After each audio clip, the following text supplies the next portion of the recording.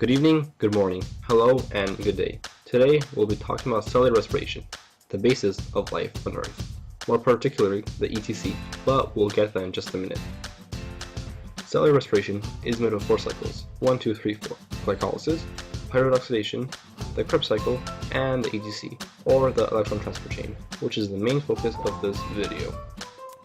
Before we continue, recall that a cell contains multiple organelles. There's the cell membrane, the nucleus, the nucleolus, the lysosome, the vacuoles, mitochondria, Golgi body, and many, many more. Apart from glycolysis, cellular respiration takes place in the mitochondria, which contains an inner and outer membrane. The ETC in particular takes place along the lining of the intermembrane.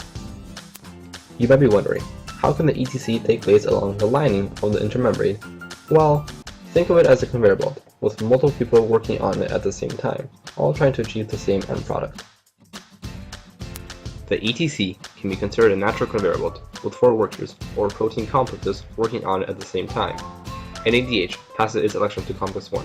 From there, they get transported to complex 3 and 4, until they join with O2 at the end to form water, along the way, producing enough energy to release 3 hydrogen atoms into the intermembrane space. FADH2 passes its electron to complex 2. From there, they get transported to complex 3 and 4, until they reach O2 at the end and form H2O, along the way, shooting off only 2 electrons into the intermembrane space. Every time NADH or FADH2 shot off hydrogens into the intermembrane space, it increased the proton gradient, which held a great deal of potential energy, which can later be harnessed to produce ATP.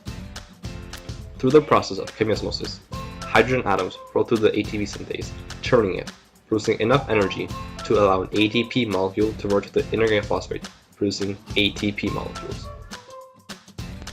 And thus, the video comes to an end.